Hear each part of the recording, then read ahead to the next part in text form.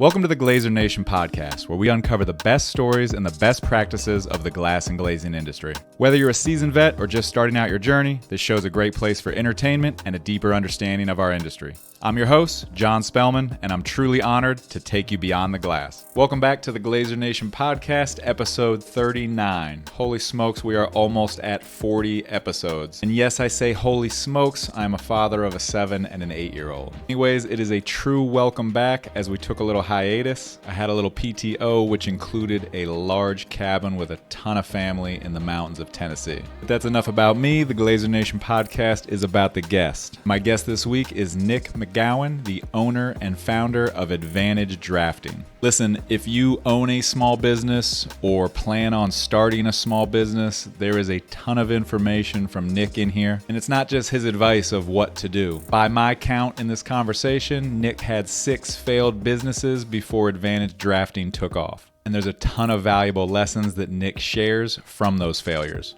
I had a blast chatting with Nick. Hope you enjoy the show. The Glazier Nation podcast is sponsored by Glazier Nation. You can check out all their offerings at glaziernation.com. If you're interested in sponsoring the podcast or other marketing opportunities, go to glaziernation.com/marketing.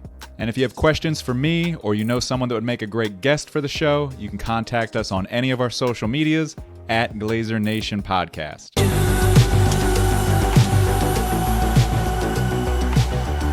Not from Jacksonville. No, I moved here 2 years ago from Houston. How did that?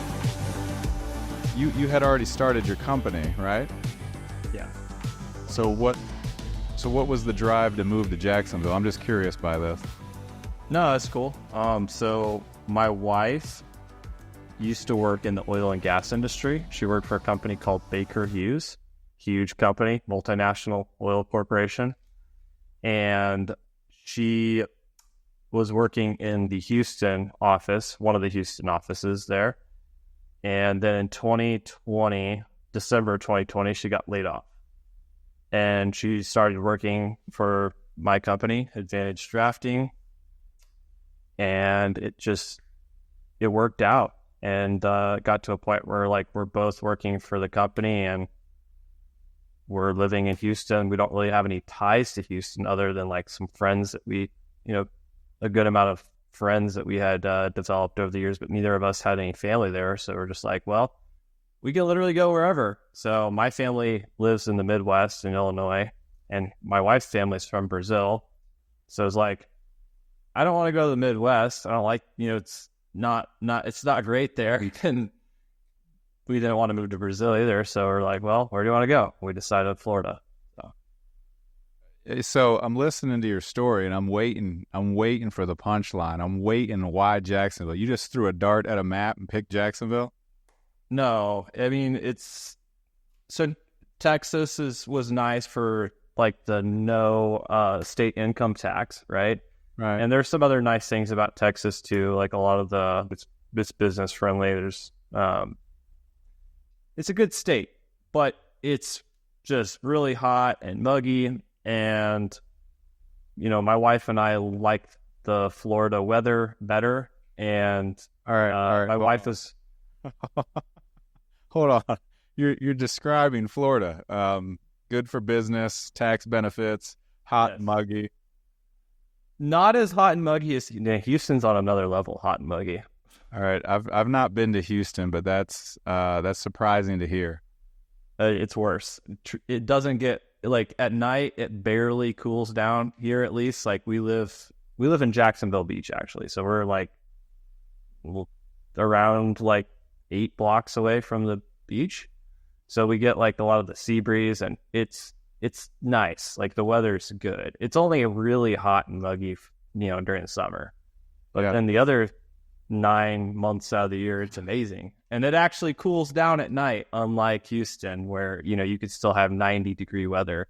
So listen, I'm pro Florida. I'm Florida guy, right? I love Florida. You couldn't get me to leave Florida. Well, maybe, but no one has. No one's been able to get me to leave Florida, right? But I've never heard anyone describe the weather as cool. And I get it. We do. The coldest I've ever been in my entire life, I promise you. And I've lived in places where it was -30, right?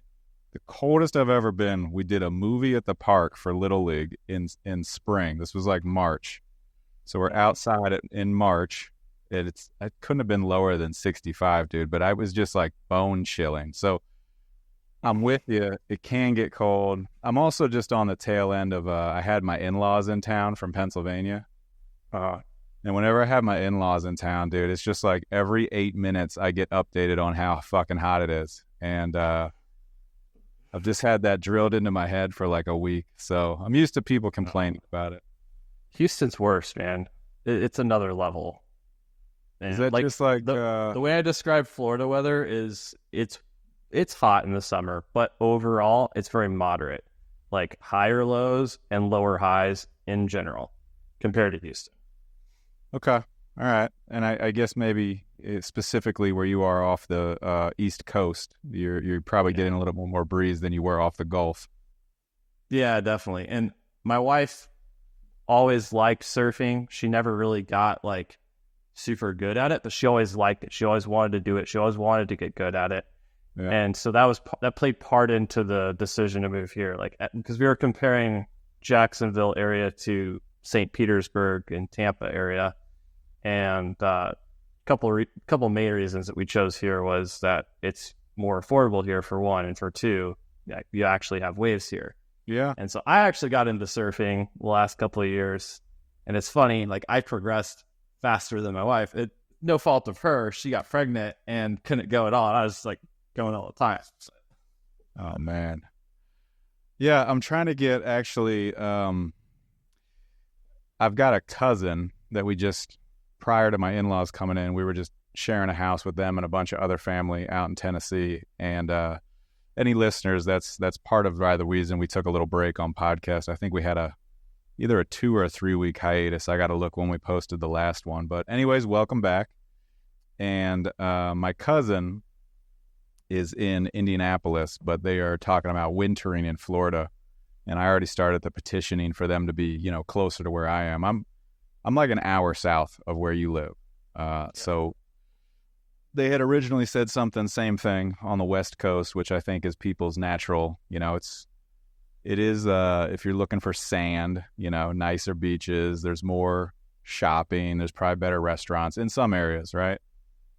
Mm-hmm. But yeah, I already started petitioning, trying to get her to look over here, specifically like St. Augustine. I'm going through like the same thing with my parents. They're looking to move to Florida? Like kind of like a winter thing. So yeah, they're comparing, Gulf side to where I'm at. And I'm giving them the reasons why they consider my side of the state. We did Phillies spring training like 10 years ago, my wife and I, and we had a blast over there. And then we went back with the kids 3 or 4 years ago. And I don't know. I know Florida has grown substantially. I know it's been a league leader in growth by states, but like I just did not enjoy it the second time, like 4 years ago. Just like it took forever to get everywhere. Everywhere was crowded, and it's just like there's not a lot of places near the ocean that are not grown besides kind of where we're talking. Now, if you want to live inland, right, that's fine, but you're now living inland, which is not necessarily the Florida dream. It's good for some people. There's some nice spots, but yeah. Anyways, you're on the Glazier Nation podcast, not to talk about Florida weather, surfing. You're here to talk about something glass and glazing related. You are the how do you describe yourself? It depends on context. If I'm just like speaking casually to people that I don't know, I just say that I try to keep it, like not specific and not go into a lot of detail. Just it's easier. But to them, like I just say, like I own a drafting company that does architectural drawings. But like to people in the industry and to other entrepreneurs, I see myself as CEO and founder, and that aligns with the way that I see myself, which is like I'm an entrepreneur at heart, and founding companies is kind of what I do. And as a CEO, I believe the CEO's responsibility is to grow a company. And that's what I focus on, is growing the company, making it better, and working to the constraint in the business, which I'm sure we'll dive into that a little bit later. Got some notes about that. But yeah, I think that answers your question. No, I feel you first on people maybe not in the industry of trying to explain what we do. Like, oh, you're in construction. I've had so many people like, oh, you're in construction. Oh, like, do you do steel? Like, do you do this? Do you do houses? And it's like, no, I do this super niche thing, but it's actually kind of a huge industry. But Yeah. I usually just try to keep it simple too, and just, you know, I do this in the construction industry. But CEO, founder, Advantage Drafting. Give us just a quick spiel of what I'm sure anyone tuning in here knows what a drafting company is, but the daily operations, if you will.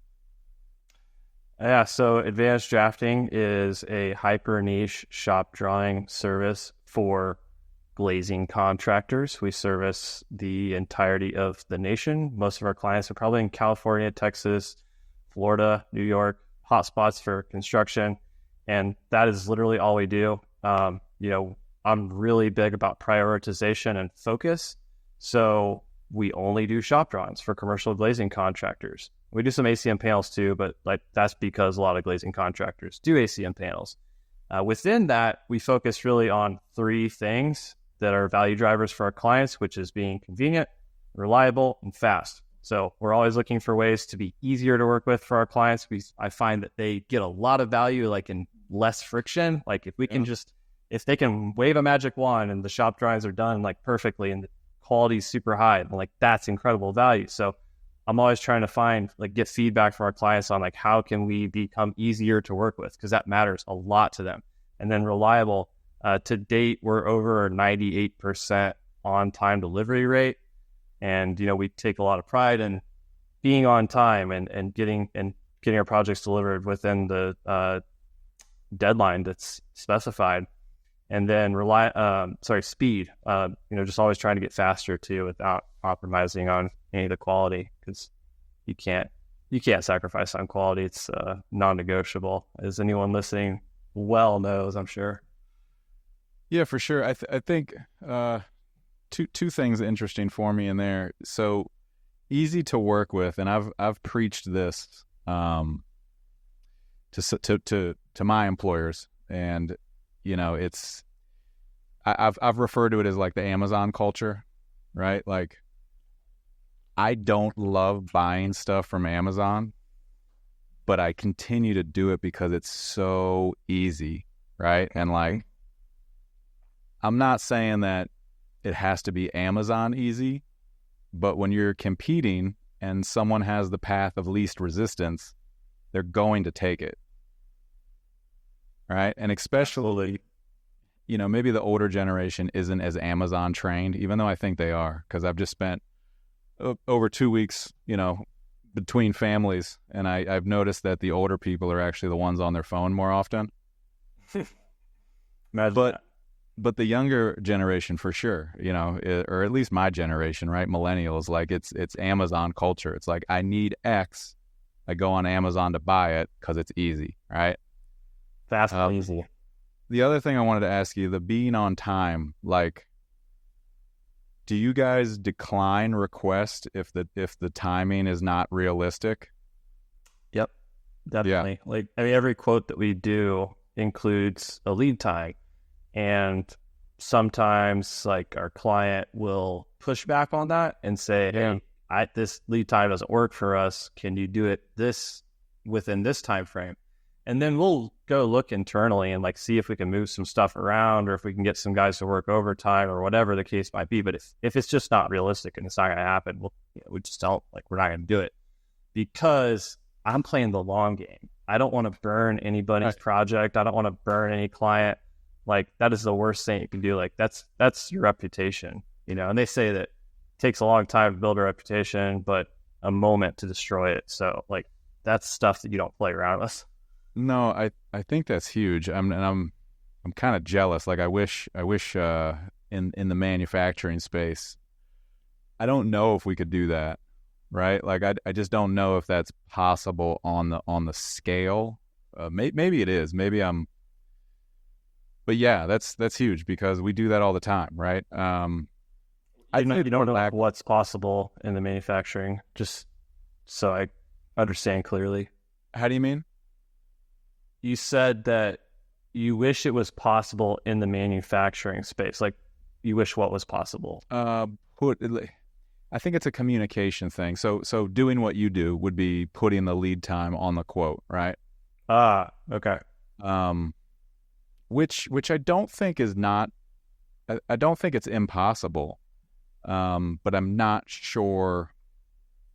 I'm not sure that the glazing contractors would really take it at face value. But there's a bigger time delay between when they get your quote and when they actually order materials, that plays that's a big factor. For us, it's a much shorter time frame between when they actually get the quote or request a quote and then they actually get the order. It's like a week on average. Could be more or less, but that time lag difference matters a lot.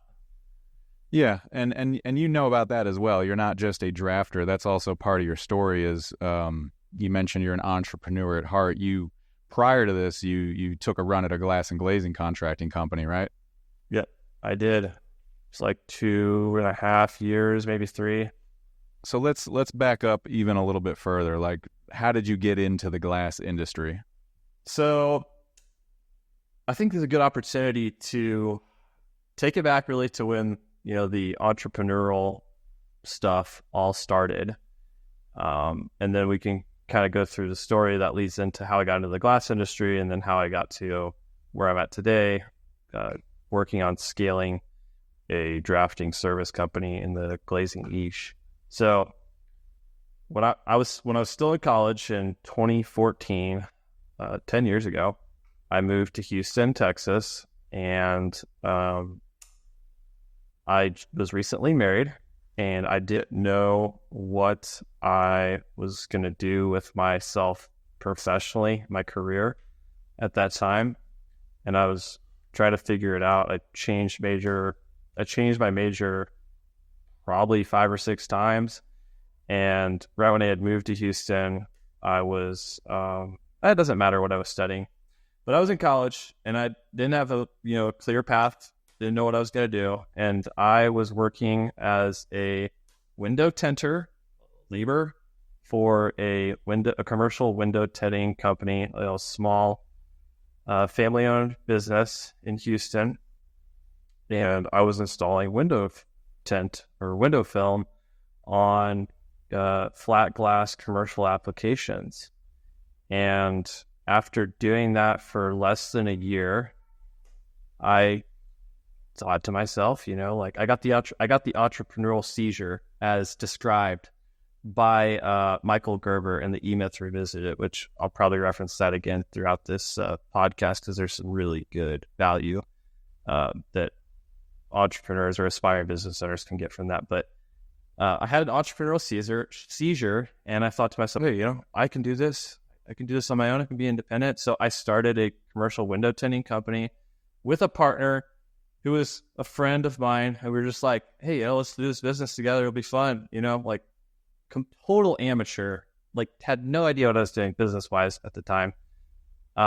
Still learning every day. But so that was my first business. So I started a business called Skylight Window Films, and we did commercial window tinting. And that business was extremely challenging. If I was running that business today, it would still be extremely challenging after 10 years of entrepreneurial lessons and experience.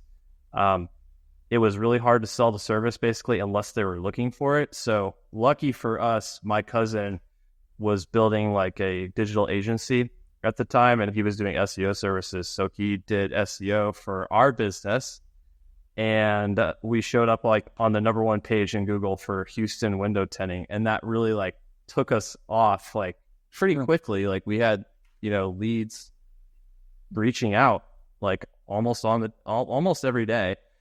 And that was great. But the thing with that is inbound is you can't control inbound lead generation. You're limited to the number of people that search for your thing and they actually click on your website, and then they actually call there's like very little control over that. And, we couldn't control the top of the funnel.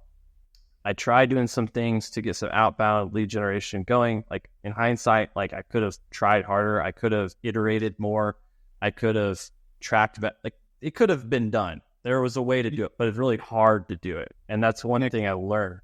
Do you mean like you can't get people to come get window tinting unless they are specifically looking for window tinting? Is that what you mean? It's not impossible. It is very challenging. Okay. Yeah, and that's what I mean. Yeah. And it was a seasonal business too. And it had a very small total addressable market. I mean, within any given market, even though Houston's massive. But I mean, that's like a hindsight thing. And basically, for those of you who are listening that don't know what total addressable market is, it's basically like how many people want your thing and how much is your thing worth. So what is the total like market value of your thing within a given time frame? So like how much revenue per year is possible for that whole market? And for that business in Houston, it was probably just like a few $1,000,000. So really tiny.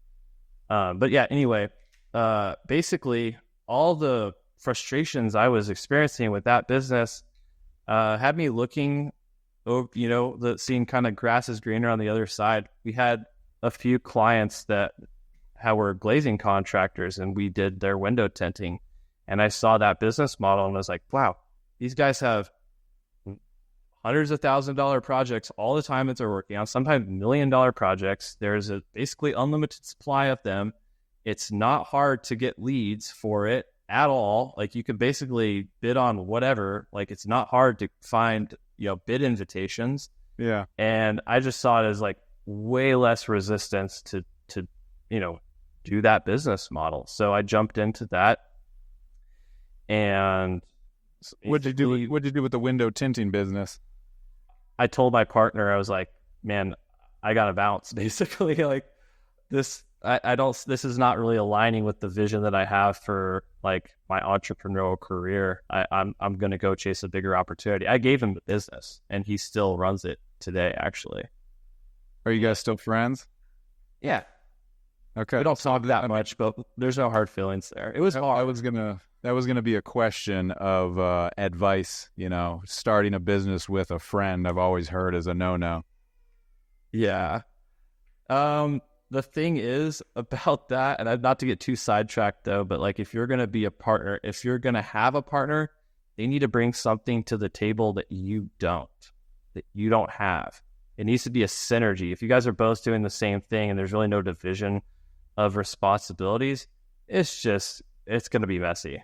Like, you're going to be doing the same thing. You're going to be stepping on each other's toes. Like there's going to be resentment because you think that they're not contributing anything that you're not contributing. It's just not a recipe for success. But anyway, so you give the business to him and you move on to create a contract glazing company. Yep.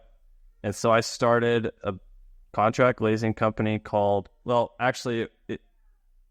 basically a contract glazing company, but I was trying to do like full service, like do residential as well. Like again, like hindsight, I would have narrowed my focus even within that. But yeah, started a glass company. It was called Infinite Glazing Solutions. And long story short, I bit off way more than I could chew. I made so many mistakes in that business and just ate shit. Like no joke. I sold $1 million worth of projects within a very short period of time. It was probably like 10 projects in total, averaging about $100,000 each. Some were bigger, some were smaller. And to be honest with you, I wasn't really comfortable installing all of these projects. Like, take a step back. Like, how does a window tinting guy know how to install glazing? I actually worked for some of the glazing contractor contacts that I had. I worked for them for free. I offered to just go to the field and install storefronts and all glass systems and curtain walls for free, and fabrication. I did all this stuff for free. I probably did like a month or two of work as, a glazer or a fabricator completely for free. But like my mindset during that whole time was like, I'm not getting paid for this. I'm here to learn. So I learned so fast because that was my sole reason for doing it. Sure. And but anyway, back to having the glass company.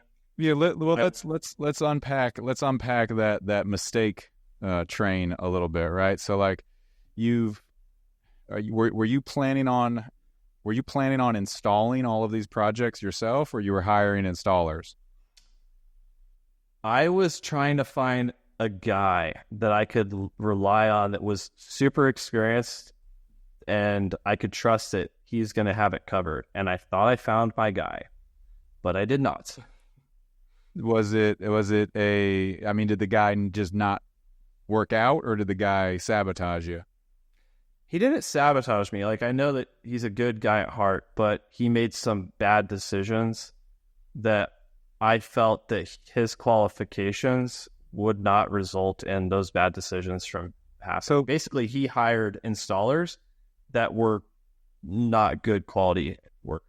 And sabotage is maybe too strong of a word there. Maybe not deliberately sabotage you, but made mistakes that hurt you instead of helping you. Yeah, exactly. He made mistakes that hurt me, and it wasn't intentional, And the plan was for this guy to kind of be your lead foreman and to hire crews. Yep. Okay. Exactly. And as far as estimating the projects and bidding the projects, did you have experience doing any of that? Did you hire estimator? Did you do it yourself?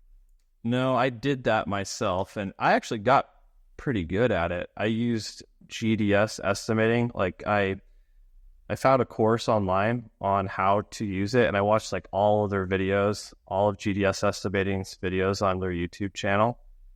Great software, by the way. It has a little bit of a learning curve, but it's great. Yeah, for small glass shops. Yeah. And I learned how to do it myself, and I did the estimation myself. But I mean, that's kind of one of the huge mistakes that I made was I bid my first job, literally, I bid with a storefront system that was discontinued, and it was from TrueLight. And if you know anything about TrueLight metal, there isn't a lot of systems in their catalog. And so the system that I had bid it with was a curtain wall system on TrueLight's catalog, and it was discontinued. So I didn't have vendor relationships with anybody else, like TubeLight at the time, although I did get an account with them later, but I didn't at the time at that moment. Conair, nobody. So I had to choose a different TrueLight system. And I think they only had like one other curtain wall that I could possibly use, and it was way more expensive. Yeah. So like I ate it on that, and then I made so many mistakes. Like I lost a lot of money on that project. Well, I think this is valuable because we've got listeners that may be installers that want to start their own business. We've got guys that do own their own business, and maybe they're early on in that process, or the last group would be guys that are just kind of reflecting on this, saying, "Oh yeah, I made the same mistakes." And I didn't get a quote from TrueLight otherwise, because if I did, like they would have told me like, "Hey, you can't use that system." I just used the catalog that was in GDS, and I used a multiplier that I think they gave me a multiplier sheet, and I used that. But so you get the contract, and you've signed the contract before you realized you're upside down on the metal system. Yeah. So when did you figure that out? When you went to order it? Yep. Okay. And they were like, "Nope, you can't. That doesn't exist anymore. You can't get that." All right, so we've got estimating issues when you're buying the material and you're fabricating the material. Was that you? Yeah. Well, it was me. I ordered everything. I did all that, but then after we received material, I was involved in some of the fabrication, and the guy that I had hired to hire the crews and run the crews was like kind of mainly handling the fabrication and the installation process. And just big picture, I made a mistake hiring that guy, and then he made mistakes hiring everybody else. So it's just downstream effect from my mistake of not having experience hiring. So if you had to pick we've got a bunch of mistakes here. And listen, if I started a glazing company, even having decades of knowledge in this industry, I think I would still make tons of mistakes. My dad, the contract glazing company that we closed, we went out of business. I'll partially blame some of that on the recession, but we also shouldn't have bought a huge building, at that time in our trajectory. So like we made mistakes. I'm not knocking on you. We're trying to learn from these mistakes. Oh yeah. You either win or you learn. Those are the only two things. But yeah. So if you had to kind of like summarize, right? Like one thing to tell a guy that wants to open a glass shop, what's like the number one learning lesson? Take it slow. Don't bite off more than you can chew, and just one step at a time. I was going like 10 steps at a time. I thought I was going to be a millionaire in my first 1 or 2 years. I was literally I was all hyped up. I thought that was going to happen. It's completely unrealistic. Well, yeah, you get those contracts rolling in, right? And I get it. Like I get how that would be intoxicating to anybody. So you pile up. I was 24 years old too at the time. Oh, yeah. Yeah. So you're signing $100,000 contracts. You pile all these guys up and you start to see that it's not going to work. What's the evacuation plan? I went through a very difficult time psychologically. I kind of just went through a phase of avoidance where I started day trading. While it's sad to admit, man, it's like it got sad. Like I started day trading, like what little money that I had left was basically gambling. But I was so convinced that like, oh, I can learn this, and this was like just my way out of all my pain. That's really like the psychology of it, because I was in pain. Like I was just really struggling to please the general contractors, and the problems that I was facing in the glass business just seemed like insurmountable. And like I did go through a period of like avoidance. Eventually got through that. But what was the original question? Did you finish the projects you were on? How did you I mean, you had multiple decent sized contracts. How did you get to the end of that road? So I finished all of them except one. There was one where there was some brake metal on the project and I couldn't get it to look good. It was like really big sections, and really in hindsight, we just didn't order thick enough metal. But like anyway, like, and the advice I was getting from the guy that I hired was just really bad about how to put the brake metal on the building. And like, I just tried all these different things to try to make it work, and really couldn't do it. And so I just I just tried to work it out with the GC and say, look, like, I don't think I'm going to be able to make you happy on this. Like, just pay me what you think you can. And then, let's just move on. You at some point, you probably, out of just being so busy, you stopped bidding future work. And then there must have been some point where you decided you're just not going to bid any more work and you're just going to try to finish jobs. Yeah. So it got to the point where I knew, like, I'm out of here. I had one contract left, actually, when I had decided, like, I'm done with this. Like, there was one contract left where, like, I had, like, let everybody go, including the guy I had originally hired. And this one project I had left, it was totally within my wheelhouse to run the job. Yeah. And so guess what? I ran the job. And I hired one guy to help me, and he was just under my constant supervision. And you know what? I made it. Yes, it went amazing. It was like $100,000 job. I made $30,000 on it. I did the job in 3 weeks. I had 0 items on my punch list. Yeah. Knocked it out of the park. And the GC wanted to hire. Oh, also, they're saying no retainage. This GC was like, boom, you're paid. That's it. Done. And they wanted to do more projects with me, but I was like already like mentally, I was checked out at it. They wanted me to do change orders too, like change doors. Like, nope, I'm done. I'm out of here, man. You have to find somebody else. So there was no temptation to hop back in the saddle at that point. No, I was too psychologically.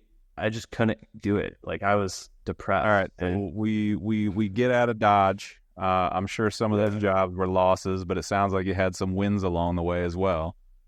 Yeah, I mean, really just the last one. The other ones were kind of like, I just like broke even. But overall, I lost money, like because of how disastrous the first project was. Is there a break period before you decide to start a new business? You said you kind of, okay. And Yeah. how long did that take? So I didn't know what I was going to do next. I just like pumped the brakes and I was like, what am I just need to figure out what I'm going to do next. And I thought about going back to college and doing, it doesn't matter. Thought about going back to college and I was like, well, let me, we had to do this thing. We had to do shop drawings when, part of these glazing contracts, that's a really small piece of the puzzle. Like I could probably do that for some other glazing contractors while I figure out what I'm going to do next. And that was the beginning of Advantage Drafting. So actually the story is that in 2018, in spring of 2018, I decided I was going to just do shop drawings for other glazing contractors while I figure out what I'm going to do next. And I didn't have any AutoCAD skills at that time. I had used it like once to turn in some really shitty shop drawings for one of my projects. And so I was like, okay, I got to get some AutoCAD skills here if I'm going to like offer this as a service. So I did an online course. I paid like $12 for it on Udemy on how to use learning AutoCAD. It's a very general course, like all the tools and everything. Wasn't specific to glazing or anything, but I learned how to do it. And then I just started doing it. And to be honest with you, the first several projects I did were absolute trash, but I got some good feedback from my customers. And like, in hindsight, I would approach it differently to ensure that I'm not going to cause issues for anybody. But I was, just failing forward, and I was desperate to make some money because I had nothing at that point. How long did it take you to start seeing like the light, right? Like you're messing around with it, you're getting a couple contracts here and there, you're getting some feedback, your work's not great. When did you start to get like, okay, this can be a thing? It actually took a while. It really took a while. And it's really become a very gradual thing for me, seeing the business for really, I underestimated how big of a business it could be. Not that like this is a big total addressable market. It's not. We're talking like, by my estimations, I think the total addressable market in our niche is about 200 million. Get a good chunk of that, though, you could have a $10-20 million a year business. That's amazing. But I grossly underestimated it in the beginning. Like it wasn't my plan to make this into a business. And it slowly became like a thing like, okay, yeah, this is a business, but I want to have a bigger business. I want to have a bigger opportunity. And that's kind of where I started. I started multiple companies because like I've kind of had this rewards. You get rewarded when you start something new, like right in the beginning. Like you start something new that feels good, and then maybe you make some sales and you get some money coming in, and like that is rewarding you to do that thing. And like this is what literally every entrepreneur, every new entrepreneur, they make this mistake where they start something new, they get some sales, they get rewarded, and they think that's the thing you got to keep doing is starting new things, but it's not. You do that once, then you got to stick to it. And there's new bosses you have to beat at every level of entrepreneurship. And you have to choose one thing and stick to it and keep beating the bosses at each level. But I didn't know that. And I messed up so bad in this area. Like I didn't know that Advantage Drafting or the drafting service had the potential that it truly does. Like I had people telling me in the industry, like this guy that I bought glass from, glass fabricator, he told me like, oh, you're going from a glazing contracting company to the shop drawings, like are you taking a step back? And yeah. I mean, it kind of is from a total addressable market standpoint, but I mean, still, you can build a great business that a lot of people would think is great. Not even that even matters, but from an objective standpoint, I mean, you could build a great business doing this. But so I had like all these naysayers, and like I had someone tell me in the industry as well, like well, how much money do you think you can make doing this? And I told him like $85,000 a year at the time. And I thought that was like what I could do. And like, I was settling for that. And like, you know, it's not that. It's my vision for this is to build a $10 million a year company in the next like 5 years. And we have a very clear vision to do that. And this year we'll do 1 million in gross revenue. And, you know, the net profit margin, because of economies of scale, will gradually increase because the operating expenses don't grow in proportion to the revenue. But I'm getting off on a tangent there. So I didn't. Hey, let me ask one thing in there that I wanted to break down. You said you started multiple companies. Yeah, I was coming back to that. Yeah. Okay. And the mistake there was that the advantage drafting was working, and you should have just gone to level 2, level 3, level 4. Yep. What were the other companies? Exactly. Oh man, it gets ugly, but it gets ugly, man. But yeah, exactly that. I should have just said I'm doing advantage drafting, all in on that, and I didn't go, for context, I didn't go all in on advantage drafting until spring of 2023. So just over a year ago, I was still chasing different things. But the other things were, so I got out of the glass business. I started advantage drafting. Right. I just, this was going to be my temporary thing while I figure out what's next. I started listening to real estate podcasts, and then I started a real estate wholesaling business, and I was trying to wholesale real estate. I was trying to, for those of you who don't know what that is, basically like you get a property under contract that's beat up or whatever, and then you try to flip the contract to somebody that wants to either flip the property or do whatever with the property.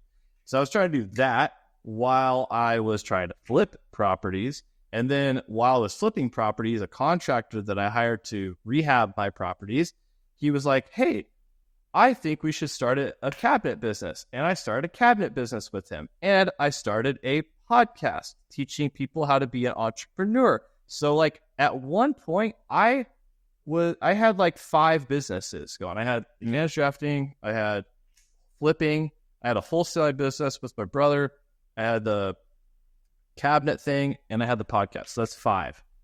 And I worked so much and I made so little. Right. So, dude, all right. I've seen the guys on social media with the wholesaling. Is that right? Is that legit? Can you do that?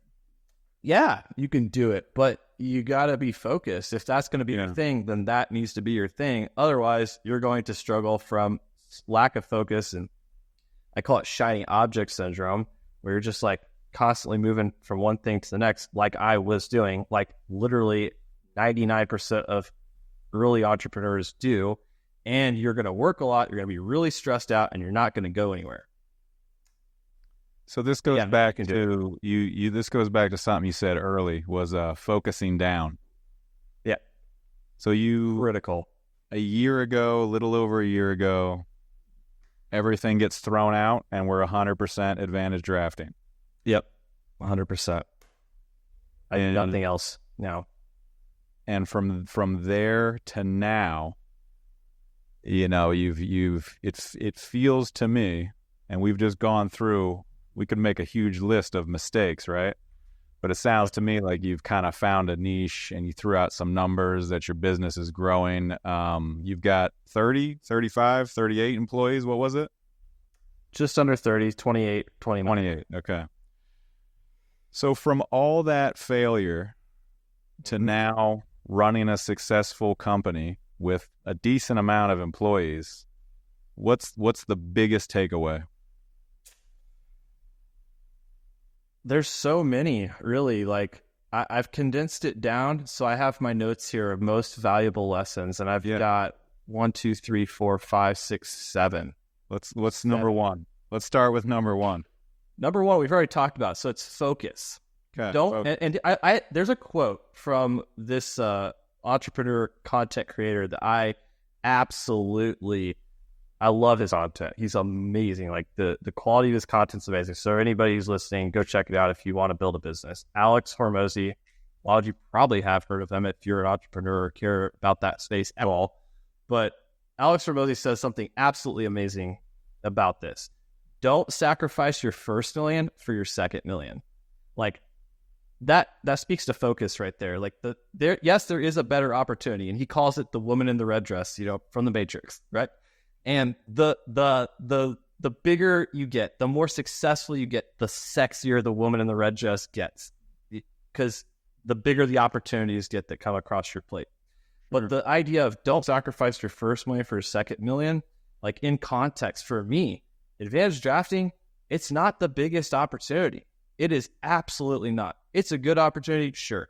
But I have ideas that multiple billion dollar ideas that I have that I could go pursue, but it would cost me everything that I've worked for up to this point.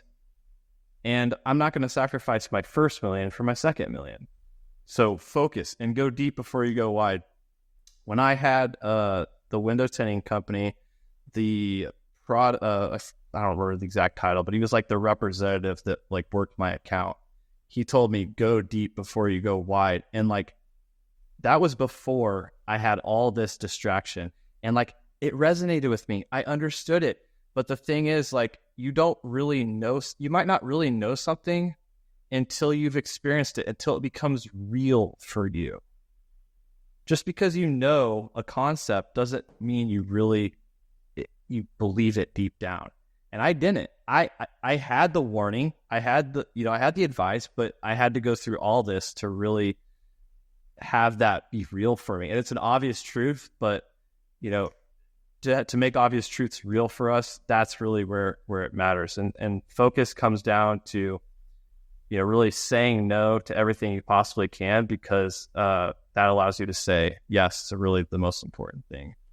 I think to relate that a little bit to the glazing industry, and specifically to your story too, right? Like all those bids you put out, all those contracts you signed, if the glazing contractor, whether it's you or somebody starting a new glazing contract company, if you're a little more focused, right, or you dig a little deeper, right, and you find the good jobs, right, and you say no to the other jobs. I see, and this is even guys that have been in business for decades, right? It's like there's always this competitive edge, and they've got to win the job, right? And I see guys sign contracts, and then it's a problem later, and it's like, well, maybe you shouldn't have signed it, or maybe you should have got this included, or you should have got this excluded. But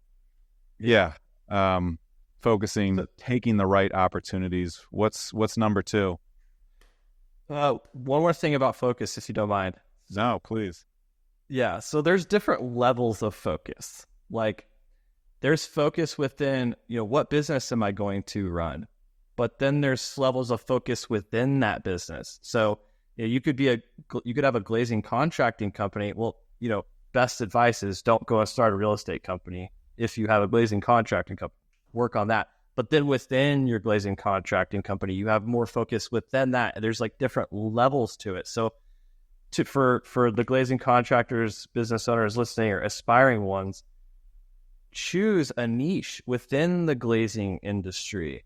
Like, are you going to do exterior work or interior work? And then with that, get even more specific. Are you going to do storefront? Are you going to do if you're just starting out, don't do storefront and curtain wall and interior and ACM panels and residential. Like, no, like too many people are trying to be too many things to too many people.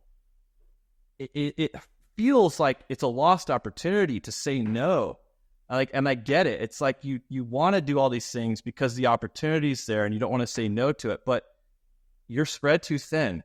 There are the exact steps, the exact process to install a storefront system is very different than the exact steps to install an interior system and to provide residential services. And if you're going to scale a business and make a lot of money and have freedom, which is why everybody who goes into business is to make money and have freedom, then you want to build a business. You want to scale. And in order to scale, you need simplicity that you can repeat, that you can document processes, that you can train people to do. And if you do all these things, you're just creating a nightmare for yourself. And those things could be added, right? Like you can niche down to, I'm going to do exterior storefront. And you can also niche down to, I'm going to work with these general contractors in this in this geographical area, and I'm going to use these suppliers. Yep. You can niche all that stuff down, and then 3, 4, 5 years down the road, you could add. Now I'm doing curtain wall. Now I'm doing. That's exactly the way to do it. That is exactly the way to do it. You know, you start really niche and simple. Keep it as simple as possible, as niche as you can. Laser focus. Once you take that to the maximum, so better, more, new, another Alex Hormozy thing. Better, you want to focus on getting better and better and better, and then maximize more. Do that one thing as much as you possibly can. Then you do something new. So in the context of glazing, let's say like, okay, I want to start a glazing company. I'm going to do interior work, only interior work, and I'm going to do it within this geographical region. And I want to make my interior work the best interior glazing company that exists, and refining your process until you have no punch list on any of your jobs, until you're the go-to person, and you scale that up as big as you can. You do as much interior work as you could possibly do. And then you even think about doing the next thing, and be very careful about what you choose. Number 2. Number 2 is vision. You got to know where you're going to know where to go. So what step are you going to take? Like, which direction are you going to go? You got to start with the end in mind. Like, you got to have a vision. So, you know, everybody knows what a business plan is, and they suck. Like, the traditional business plan is like a 20-page document with all this crap in it that you're going to write one time and forget about it. Don't do that unless you're trying to get funding, because banks want that. But you still got to have a vision, and really the perfect vision. The perfect business plan is like what I use. I mean, a 2-page business plan from EOS. It's called the Vision Traction Organizer. That's what I use. You don't have to use that exact one, but the idea is you want to keep it really simple. You want to know exactly where you're going long term, and then align the different time frame priorities in line with that super long term vision. So if you want to check out exactly like what I'm using, you can just search Vision Traction Organizer, EOS. That's E as in Edward, O as in ostrich, S as in Sam. And EOS stands for Entrepreneurial Operating System, and it's basically this like framework for running a business. And it's like really simple, easy to follow. They have all these tools that you can just plug and play into your business. But yeah, that's what we use, the Vision Traction Organizer. And it's basically got like your core focus, which is your core values, and your target market. And then you've got your essentially long-term vision. For us, it's like our 6-year target. And then you've got your 3-year picture, which is like where you're going to go in 3 years. And it does, revenue, the date that you're trying to achieve that by, and any other metrics. And then all the little details about what you're envisioning for that. And then the other side, so the second page is called the traction side. And that's where you have your goals for the year, like how much revenue you're trying to achieve for the year. What are these very specific and few goals you have to support that? And everything supports each other. So if you imagine for us is a 6-year target, 3-year picture, and 1-year plan. So the 3-year picture supports, it keeps us on track for the 6-year target. And the 1-year plan keeps us on track for the 3-year picture. And then from the 1-year plan, you work back from that. So what do I need to get done this quarter? What are the very few things, like typically 3 to 7 things that you need to get this quarter to keep you on track for what your 1-year plan. So and you break it basically down to like, what do I need to get done this week to stay on track for what I'm trying to get done this quarter? And then what you want to get done this quarter stays on track for the year, which keeps you on track for the 3-year and the 6-year. And that just keeps you moving along with the way that you want to go. So would that be, if I needed to dumb that down to my IQ level, is that just kind of something I've learned that's dear to me is like anybody's idea. Here's one. My cousins, I'm in an Airbnb in Tennessee 2 weeks ago, right? And I've got some younger cousins, and they are talking about, and they're kind of joking, right? Because I got a feeling that they've always received feedback that's been kind of like, you people are crazy, right? And they're joking about essentially a social media account that does parade reviews, right? And I think most people would hear that and be like, that's stupid. What are you guys thinking? But like, I was interested and I was like, okay. I'm like, is there anybody doing that? And they're like, no. And I'm like, well, yeah. I'm like, that's a thing. But here's the thing. You can't just talk about it at gatherings. Like, you'll have to actually take steps. You'll have to go to parades. You'll have to make content. You'll have to make different types of content. You'll have to find out ways to interact with other social medias that might be parallel or adjacent. But my point is like, no matter how crazy the idea, if you continually work on it, you'll do something with it. You'll make something with it, or another opportunity will come. Something will happen, right? And in this case of what you're describing, you're kind of just mapping that out, right? Instead of just randomly doing stuff every day, you're mapping out, what should I be doing this week, this quarter, this year? Right. You're just being really intentional with how you choose to execute. You're being very intentional with your execution. And you just start with like, what is the end goal? And you work back from there. You reverse engineer it. That's the simplicity of it. I went into a lot of detail and, rewind and listen to all that detail because the devil's in the details. But essentially, it's just, where are you going? What do you got to do to get there? Take one step at a time and stay organized. Yeah. In the case of the parade reviews, they would say, what is the end game, right? Like, how are we making money from this? And then you would backtrack of, you need X, Y, and Z to make money. Okay, how do we make X, Y, and Z? Well, we need to do this year. We need to do this next year. Or probably more relatable for the audience is a glazing contract company, right? The goal is to be the best interior glass guy in Jacksonville, right? So what do we need to do to get there, right? Yeah, and define that a little more objectively. But define your outcome, define it objectively, and then work back from there and work towards it. All right, take action. What's number 3? Prioritization. So sometimes you have to ignore important stuff to do more important stuff. And I like to think of like, there's always going to be problems. You have to be very intentional about which problems you're solving and in which order. And I actually have a really good system for this. You know what?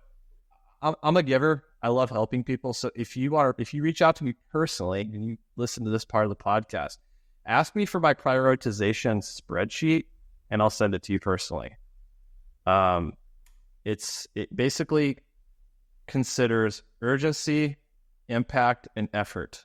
And the idea is you want to take action on the things that have the highest impact with the least amount of effort. And you can only do so many things. So you basically make a list to keep it really simple, you make a list of all your things that you think you should do to move forward, or the problems that you need to solve. You rate them by urgency, impact, and importance. And then you basically want to take action on the very few things that are going to be most impactful and lowest effort. And that makes sense. And I think using a tool like you're describing would be immensely valuable. So I'm going to ask you to send me that spreadsheet, by the way. Be happy to. But yeah, make a note to do that. Actually, I constantly probably do the wrong thing, right? It's kind of like maybe the squeaky wheel, right? Yeah. I think that's good. What's number 4? And one more thing on the prioritization thing, like it's very, very, very, very rare that anything is going to come up in the middle of the day that is going to completely destroy your business. So if you decide what your priorities are and you're working on them, you need to make yourself basically unreachable. I'm going to go more into that later, but prioritize what you're going to do, actually work on it, and stay focused on it. Eliminate your distractions, and let things burn. Like if it's not the most important thing, just let it burn and let it be on fire for as long as it needs to until it actually becomes the priority. Number 4 is ego. If you're going to scale, you gotta reach a level of humility.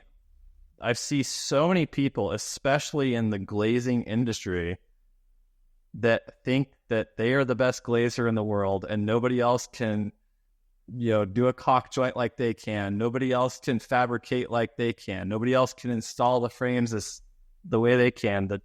Whatever. These are technical things, and like, yeah, it's cool that you can do this. It's impressive, but if you want to build a business, these technical skills are not going to get you there. And what got you here is not going to be what gets you there. So you need to be able to let go. It's like freedom and control it's a dichotomy. You can't have absolute freedom and have absolute control. You have to let go, and you have to give up control to get freedom. And you need to make yourself like have a level of humility to understand that like you don't, just because maybe you are the best glazier in the world, but if you want to build a company, you got to let other people do it and be okay with them maybe not doing it 100% as good as you. No, I think that's important. I think, yeah. I mean, I'm probably guilty of this in some things I do, is, not allowing someone else to do it. I'm probably guilty of this coaching my kids' baseball teams, is, there's just certain things that I feel like I've got to do, right? No one else can do them, but like other people can do them. And I learned this past season, like my older son responds better to other dads than he does me. He just does. Yeah. Maybe he's just built up a defense to everything I've been saying, but yeah, telling him to do something for 5 years and then my assistant coach tells him to do it once and he does it, right? That kind of thing. So yeah, lesson learned there. Where are we at? 6? That was number 4. Ego is 4. 5 is skills. So there are many skills that you need to succeed as an entrepreneur. And depending on where you're at in business and what your constraint is, it will dictate what skill is necessary. So in the beginning, if you're a glazing contractor, you unless you have like tons of money, which most of us don't, then the skill you need to be focused on is like actually it's probably installing and doing the best job that you possibly can and getting that part really dialed in. And then you're going to slowly transition to, business strategy, leadership, the estimating part of things, really just business processes in general. Like there's always one thing in a business that is holding your business back the most. And as an entrepreneur, you have to go and move to that. And it's called, I call it the constraint of the business. Entrepreneurs need to move to the constraint of the business. In the early stages, you're kind of doing everything. And as you level up, the constraint is always changing. So right now for me, it's actually lead generation. But for the longest time, it was our operations. Like I could not keep up with our business. Advantage Drafting could not keep up with the demand that we had. And I spent like literally 2 years of refining our processes and the operations to make them more efficient to get people trained and to get more high quality people in the operations and to increase our capacity in that. And so the operations right now is not the constraint, but in the next 6 months, it probably will be again, because right now my focus is on lead generation and marketing. And I'm confident that with enough focus in that area, I will alleviate that constraint. And then we will have more demand than our operations currently keep up with. And then I'll probably have to go back to operations, and I'll probably actually switch to, I'm probably going to need to go and work on recruiting like more management level type positions and plug them in the operations part to get maximum leverage. But the point is, what you have to do as an entrepreneur, the skill that the business requires of you is constantly changing, and you have to be up to the challenge. Like, you want to go to the top, or you want to be super successful and make a lot of money, you're going to have to be constantly changing what you work on. You're going to have to constantly grow. The business will not grow beyond the capacity of the founder. So just have a growth mindset and know that like you're always going to have to be working on a different skill and working on a different area of the business. And you can't just be like the installer. I've seen glazing contractors that they grew up in the trade. They became a great glazer. They started their own business, but they know nothing about business and they want to just keep installing.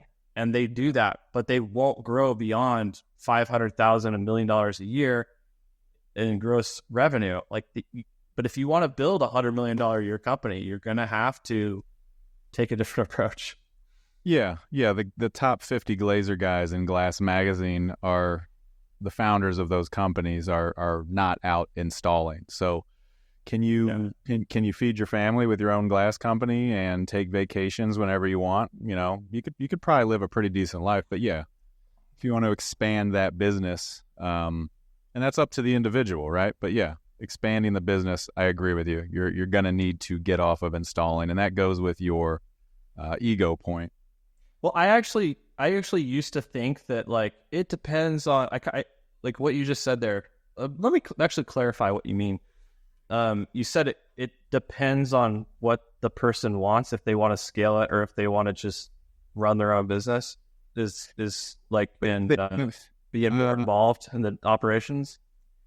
If they want to scale their business, or if they're perfectly happy doing 300, 400, 500 grand of revenue a year, and they're the lead installer. Maybe they've got a couple helpers. If that's what they want to do, I mean, that's still a livable life. Yeah.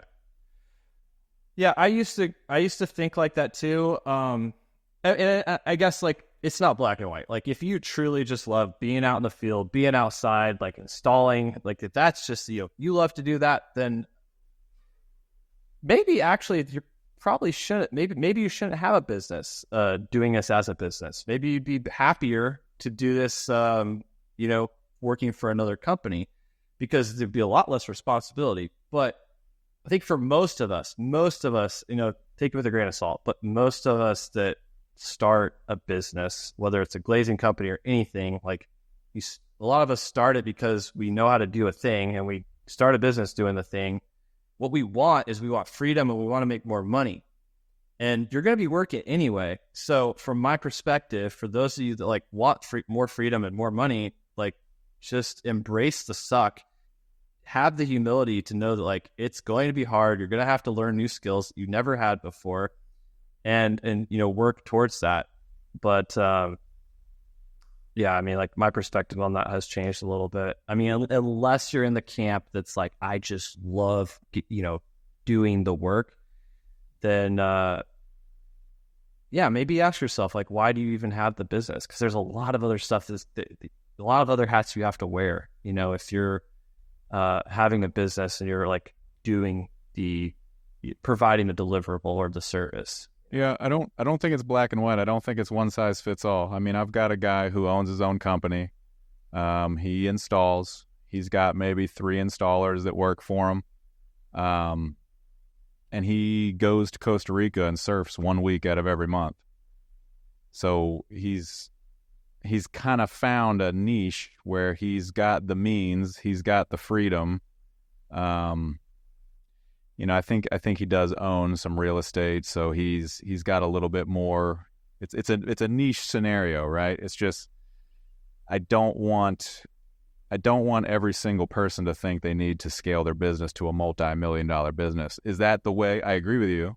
Is that the way that you're going to get more money, more freedom? Probably.